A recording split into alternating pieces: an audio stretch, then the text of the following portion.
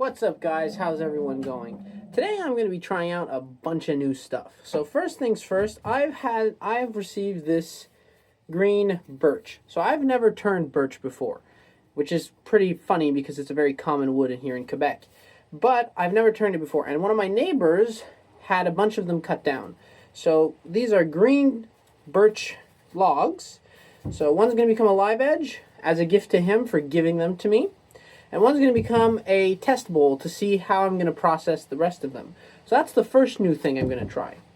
The second new thing is I also today picked up some new tools from someone on Marketplace.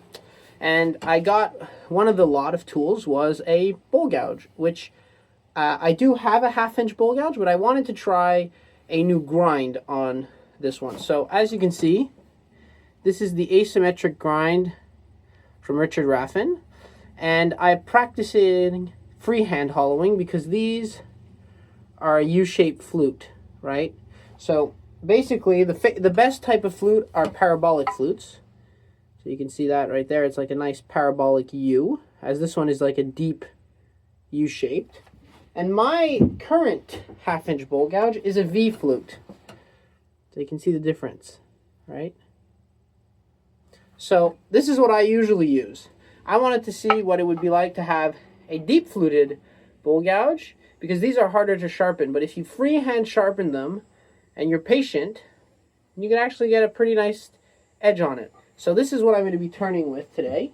Usually I turn with my usual 5/8, but today we're going to be trying this out. So let's get these round and into the chuck. Start with the standard blank. So it's going on a screw chuck as usual.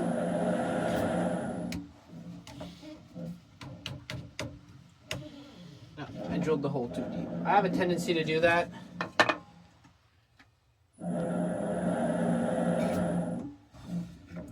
So I know usually you're not supposed to use the full length of screw, but I'm an idiot and I don't measure how far I put stuff in, so I'll do better. So, raise it a little bit because we're using a 1/2 inch gouge instead of a 5/8. So, let's start this off and see how this works.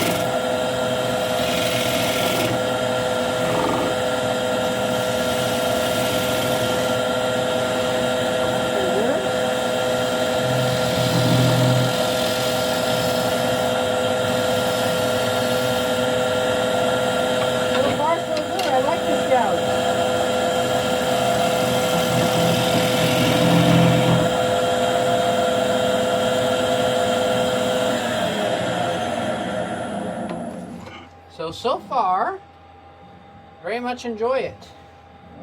It's nice and clean. Smells really nice. So, get the chuck on. I'm going to do this one full first because this needs a different setting. I have to set it between centers, and it's just going to be a little bit more complicated. So in every case scenario, I have to take the chuck off. So might as well just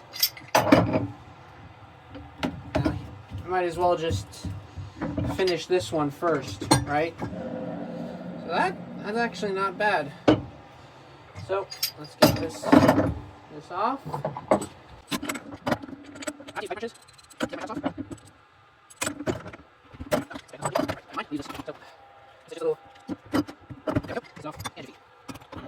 Let's check your names. I have a problem with this one. This is extra chuck. in there.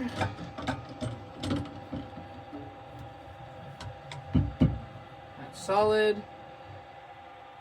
All right. Let's do this. So the pift is about right there. So I'm going to take the pift out.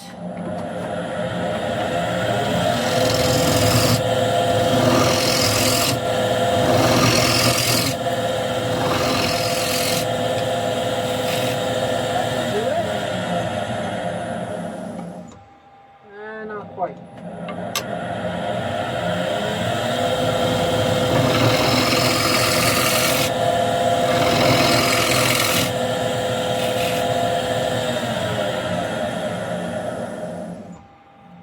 That's good. Alright, let's hollow this thing. So, because this is rough turned, so what that means is not turned to the final thickness, I want to be able to rechuck it. So, I'm going to leave about that much.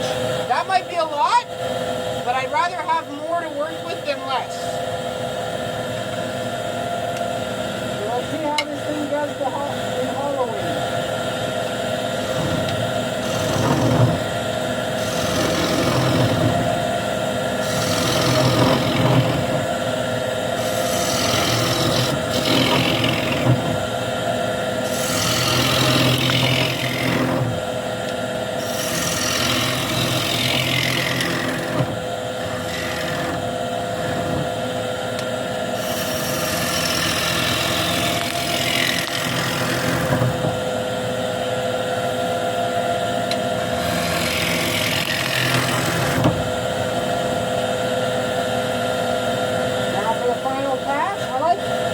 To do a final pass just to practice it. So a very thin sliver. So just pick the gouge up. You want super thin shaving.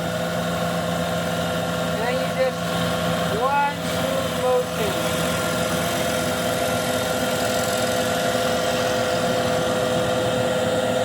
So that should be smooth. Yep. Take off all the rough corners.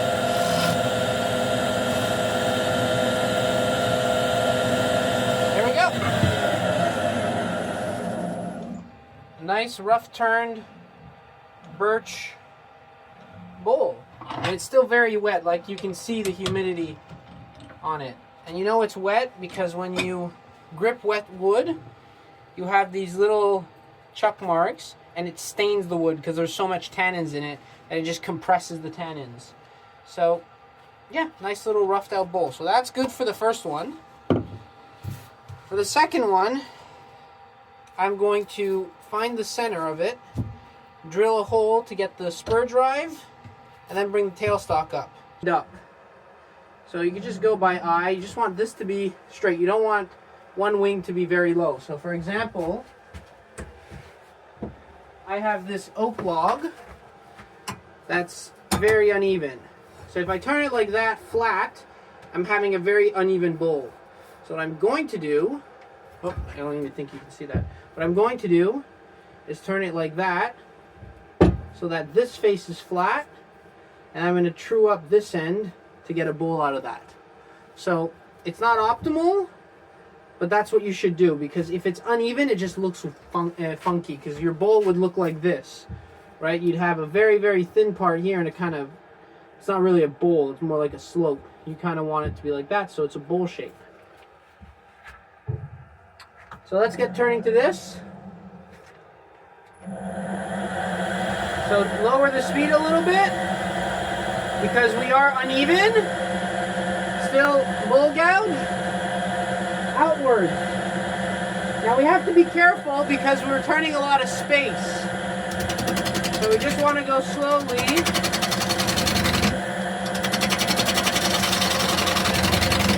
True up the bottom portion first.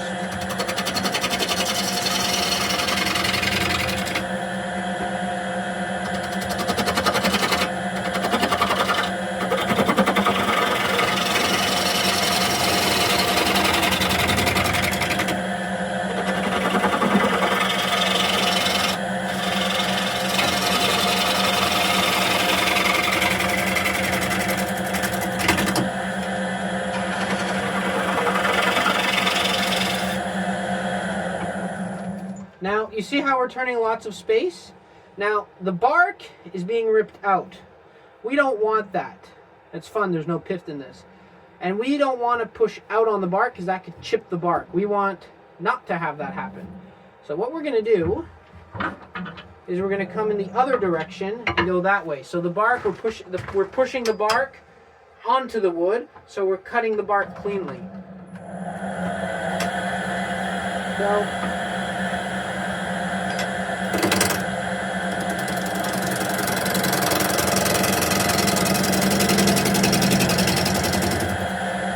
we don't want to go fast.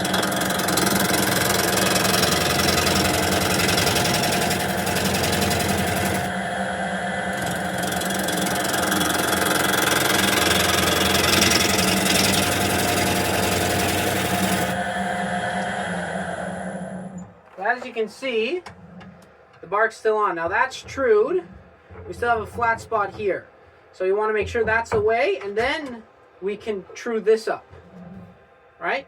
So that's kind of what we want to do first. So I'll get this flat spot out.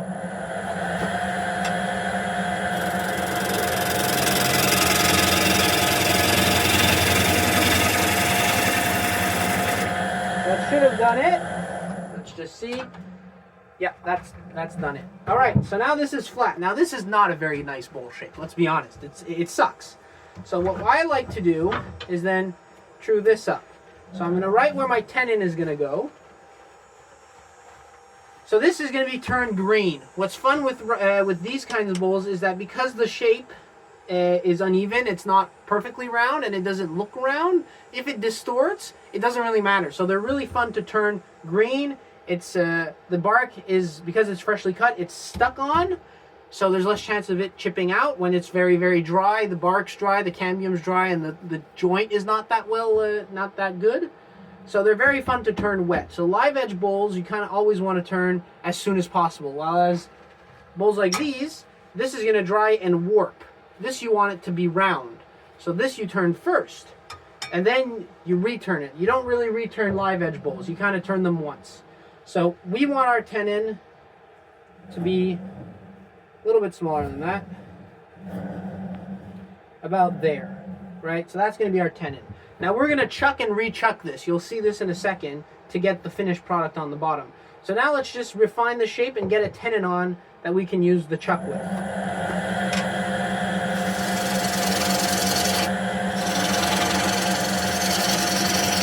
So there's our tenon mark.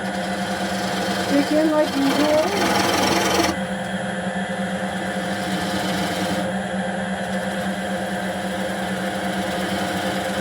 Like usual.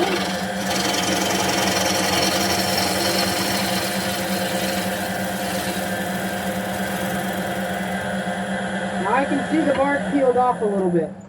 So I'm having problems right here. So what I'm going to do, very simple,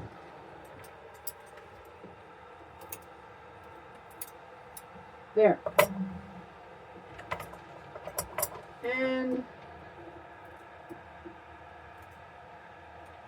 so that's what I'm going to do when it's finished. So I still need to refine that a little bit. I can actually turn the speed up because we're now trued.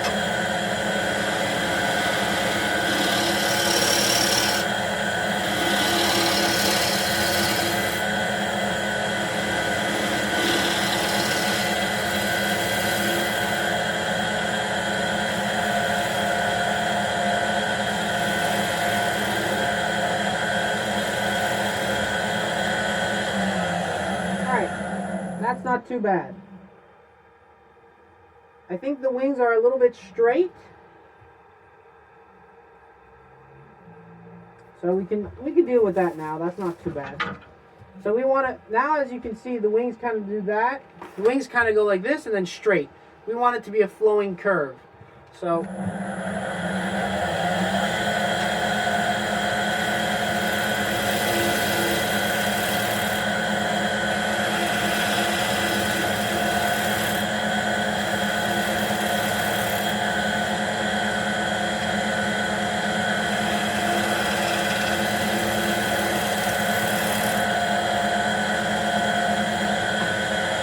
also come in by this way.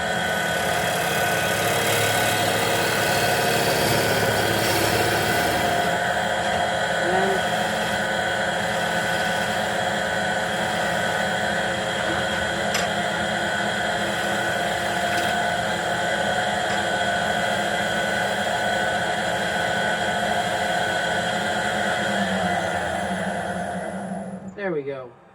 So that's a nice flowing curve. I'm pretty happy with that. And as you can see, the bark is cut super cleanly and not chipped out. If I would have gone here and pulled out, I probably would have pulled this bark off. So, and just going again with the saying that you turn these green, we've all seen birch, right? When it dries, the bark kind of peels off like paper. So if you turn them dry, it's really hard to keep the bark on. But now the bark is stuck there. So that's really good. So now we're done with this part of turning. Because we want to finish the bottom now. So what we're going to do is we're going to put it in the chuck. So pop this out. Get the chuck on there.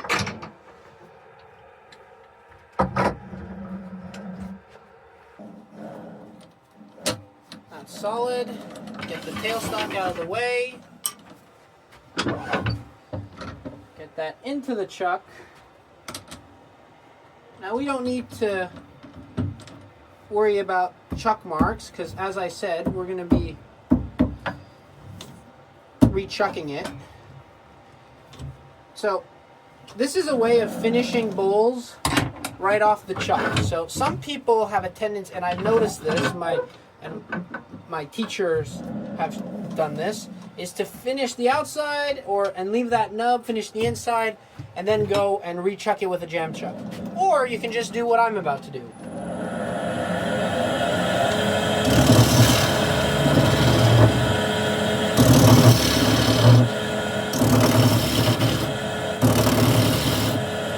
Make sure you have solid wood.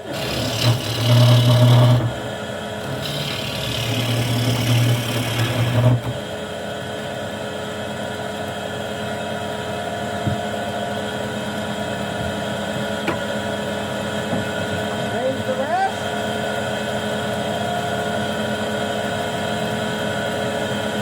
Square and scraper.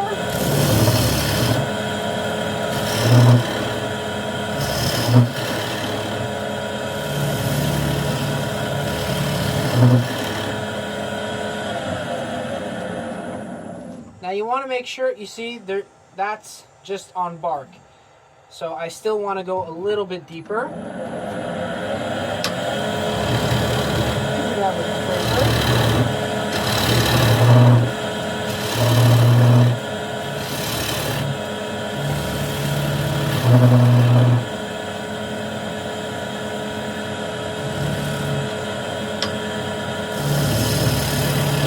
Undercut it just a bit. Make sure we have solid wood all the way around. Yes, we do. Now you might say, well, Matthew, we don't have that much there. You don't need that much. You don't need, you know how much pounds of pressure you're applying to a piece of wood with this? It's insane. I don't actually, with like a 1/4-inch bolt, if you're tightening, my father told me this, he's an engineer, and he wanted to impress me. With a 1/4-inch bolt,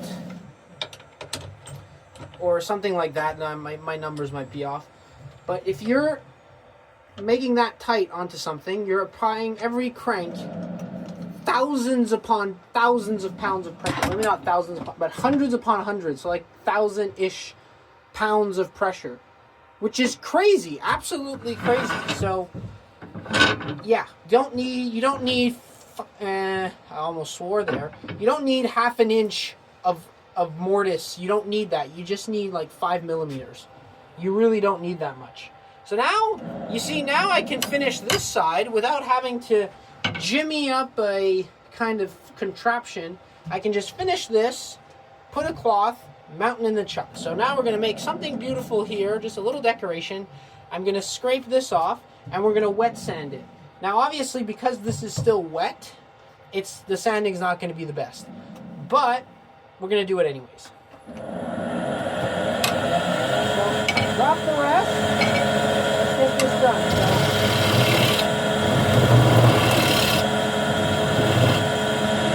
Now we could actually have a smaller tendon.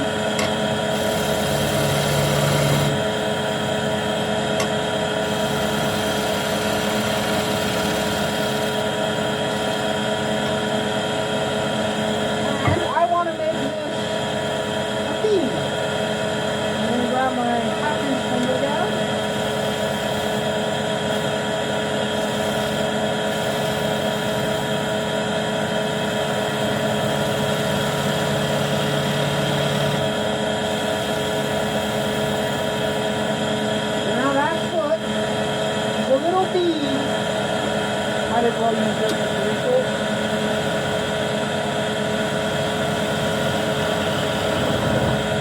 When we want it concave, and it always sits level, we'll add a little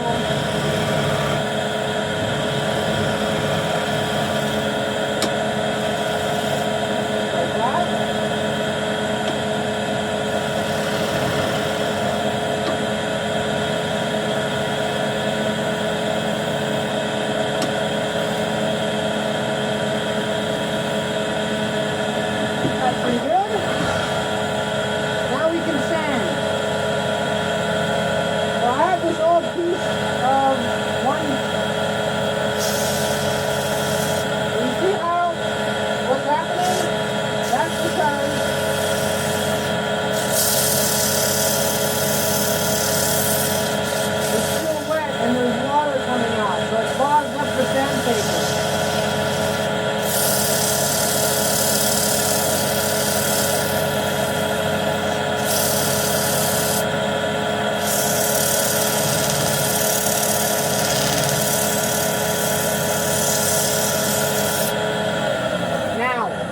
One thing that is very important with these bowls, now when I mean very important, I mean extremely important, is sanding.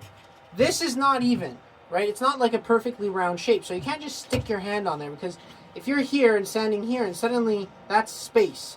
So if you press and go like that and your hand goes in there, you're going to get whacked. So it's very important. So they are a little bit, this is why they're a little bit harder to make. Not because of the shape, not because of the bark, because as you've seen, this is taking a lot longer because I'm talking through it, but it's not as difficult as another type of bowl. What makes these difficult is the finishing work because of this uneven wings, and this is just a very standard live edge bowl, like it's a perfect live edge bowl. There's some that have weird shapes, that have different bark enclosures, so they're difficult to make. But when you sand them, it kind of ups the difficulty level. So this is the best thing to do for these is to use a drill sander. Now my drill sander is currently broke, so I'm gonna have to make do with what I have, which is just hand sanding it. So hopefully that's good enough. At the moment, there's a little bit of stuff here, but I think I can get that with a shear scraper. So let's just start that up. Get my shear scraper out.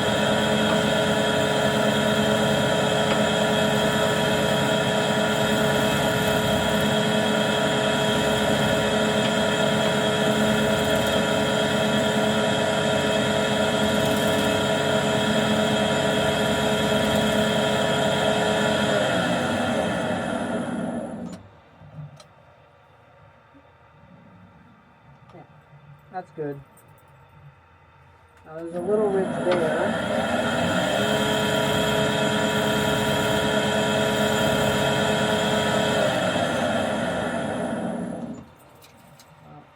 That's nice.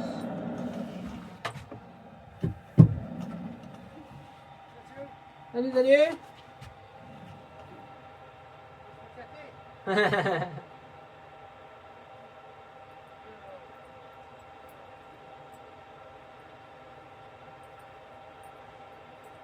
Ivy, go to your place.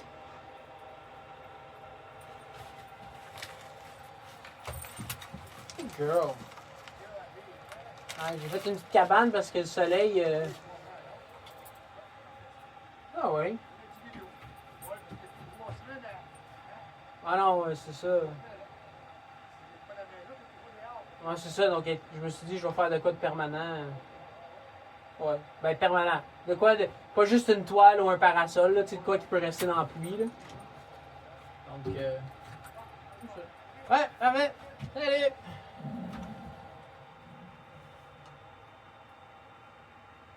Okay, sorry, I had a little conversation with the neighbor. So anyway, so yeah, I got it with the shear scraper. Now I'm going to keep sanding. Move that out of the way.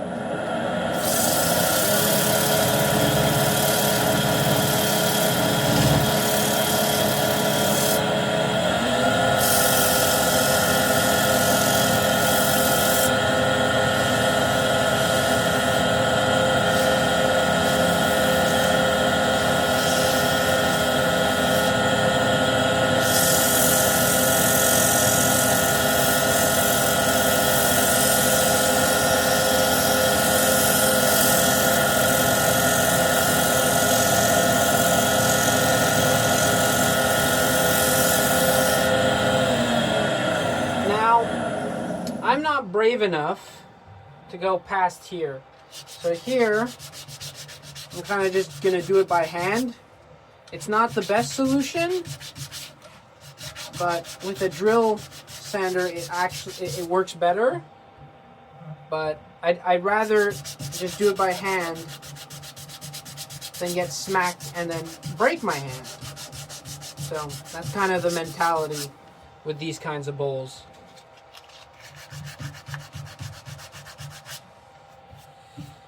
But at least you can get clean cuts, so that's good. So we'll move up a grit. We'll go to 320.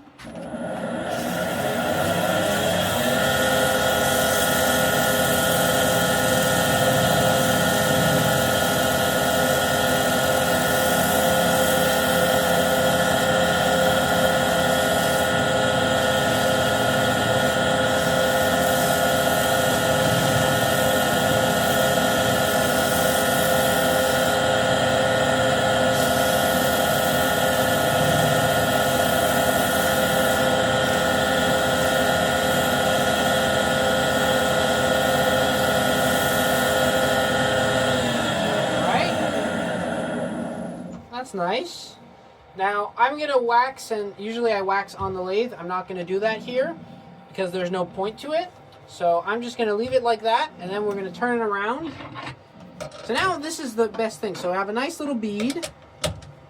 Take that out, and now we can finish it. Ah, don't need to use a jam chuck. I hate using jam chucks. I absolutely hate jam chucks. Like, they work, and I think there's a place for them. When you like returning big bowls, yeah, jam chucks. But like for this kind of stuff, you don't need a jam chuck. You just need to use your chuck correctly. I see a lot of people, like, not like, I don't want to say that I'm an expert, because I'm not, all right? And I don't want to act like I am, right? But I see a lot of people using jam chucks like constantly when you could just use your chucks. Like, there's a time and place for them, but yeah, I think a lot of people just don't use their chucks enough. Like, not in the sense that you have a chuck and you don't use it, in the sense that you're not using it to the fullest extent that you can. Like, if you're creative, there's a lot of stuff that you can do with your chuck that you wouldn't initially think of. Now, I'm just rambling on while I'm trying to find a little cloth. Can't find a cloth of the right size. I think that's big enough. No, that's too small. Yeah, this one's good. It's a little bit big, but it's perfect. Anyway, so yeah, use your chucks. And again, you saw my tenon. Tenon doesn't need to be massive either. The amount of grams of pressure and pounds of pressure you're putting onto the wood with just by doing this, like, it's enough sometimes to split the wood. So again, you don't need that much to hold on to.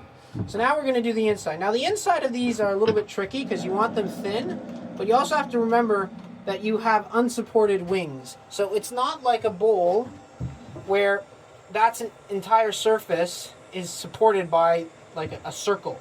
there's two wings that are protruding outwards. So what you want is you want to get them thin, but you don't want them to explode, which is a possibility. So let's just go slowly.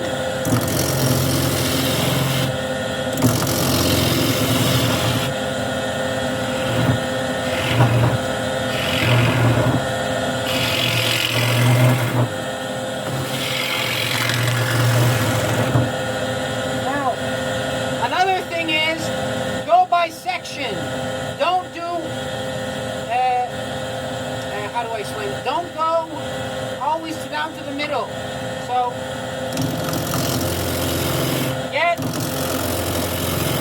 this edge to about where you want it, and then continue.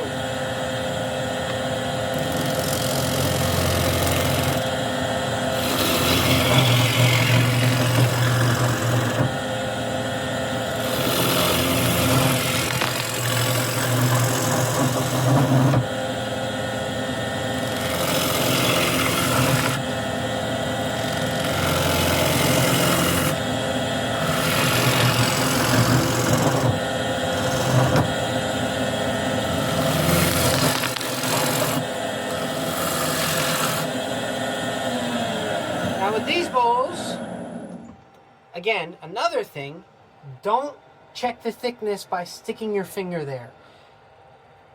Ugh, such a bad idea. And again, now you can see the bark's peeling out. But again, that's kind of unfortunate because you can't go this way, right? So you kind of have to deal with it, which is why I don't get them too thin, because if they're too thin, then you kind of risk having not enough wood and having a bark chip off really easily. So I like this thickness. I think it's not bad. I think it's a little. How thick is this? Let's just measure for the sake of measuring. So that is about 1 centimeter in thickness. It's a little bit thick, but I don't mind it. It makes it a little bit more solid. So I don't really mind it too much. So I'm going to get it down to an even thickness.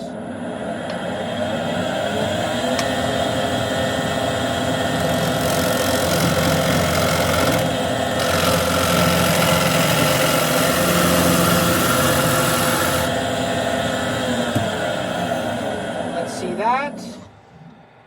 Now that's good. Now that's thin enough that I can actually see the light through it. Now it's not. You have to be. Now I'm not going to touch this again, so I can chip these off with scissors.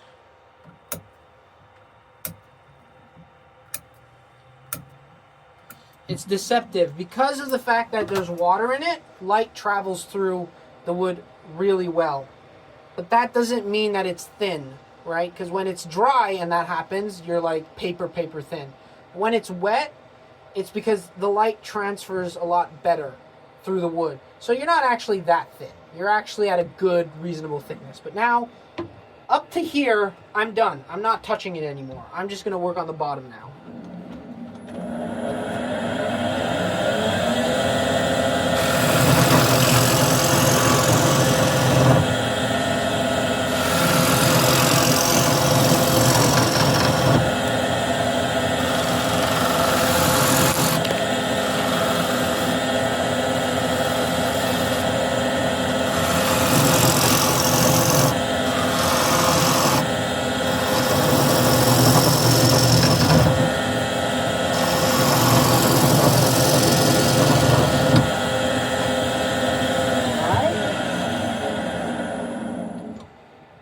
That's still pretty thick, so I have room.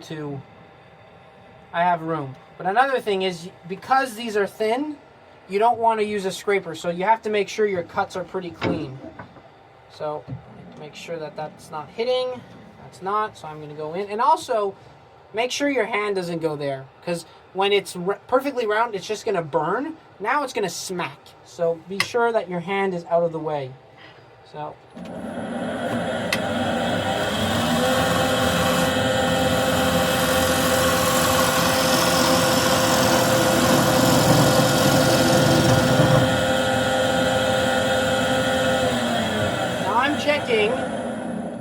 because usually I just go in with my hand, but now I have to physically stop the lathe to check the thickness. So still thick, still pretty thick. So I'm still safe.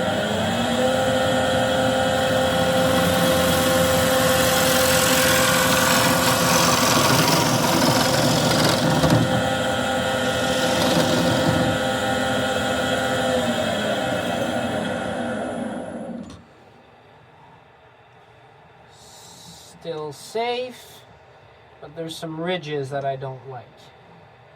So I'm gonna get rid of them, but I think I'm gonna do it with a scraper. You can use a scraper, right? I'm not saying you can't use a scraper. What I'm saying is on the wings. So there's a section about here where it's supported all the way around. That's where you use the scraper. You do not use the scraper up here because then the wings can hit the scraper and then that could just cause problems. So I'm going to use a bowl scraper. I'm going to just raise the rest a little bit, and I'm going to get that perfect. There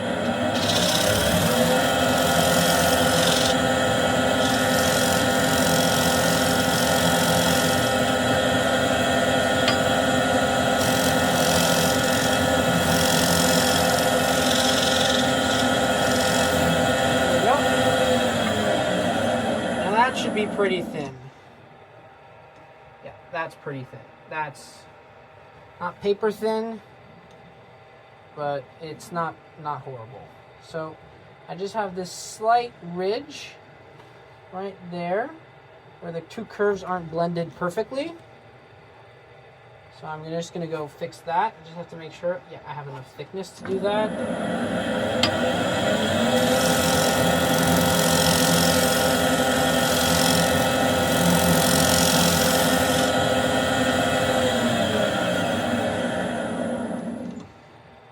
That is perfect.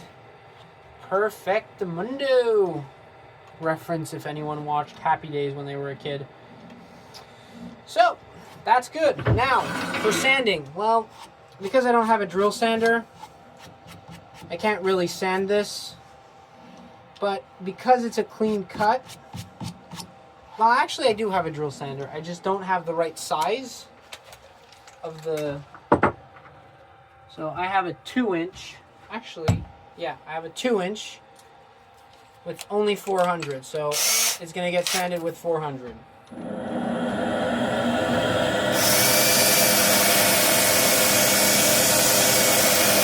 again, not the wings, only the bottom.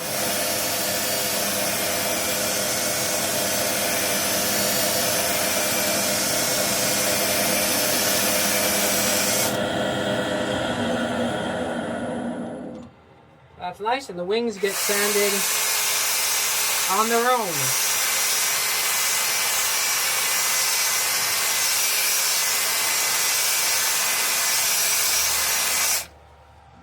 That's nice.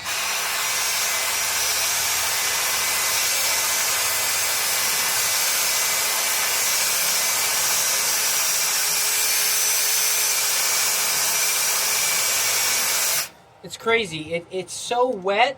I can feel it. Like it's so fun. So that's pretty much it. No chuck marks. Or very few, but they're kind of disguised. There we go. Nice little live edge bowl.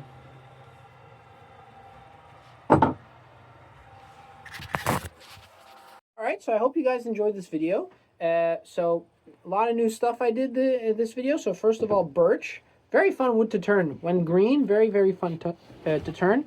It feels a little bit harder. It kind of feels like maple.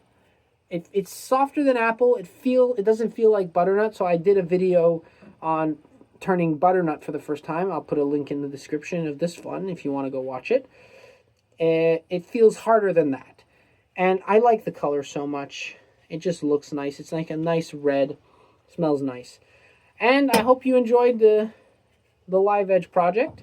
Now for the bowl gouge, my review. Right on, man. Get her done. It's an amazing bowl gouge. I was stressed about that U-shaped flute. Edge held up perfectly. So yeah. So again, Hamlet very good sets of tools.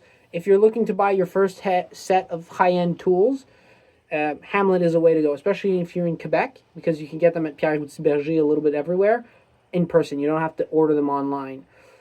You just have to make sure not to grind them, especially the deep U's, on a jig. You have to freehand grind them to have a good edge profile. So I'll make a video about it in the future on tools and where to buy them and what to buy as a beginner. But very good tool. So as always, happy turning, and we'll see you next time.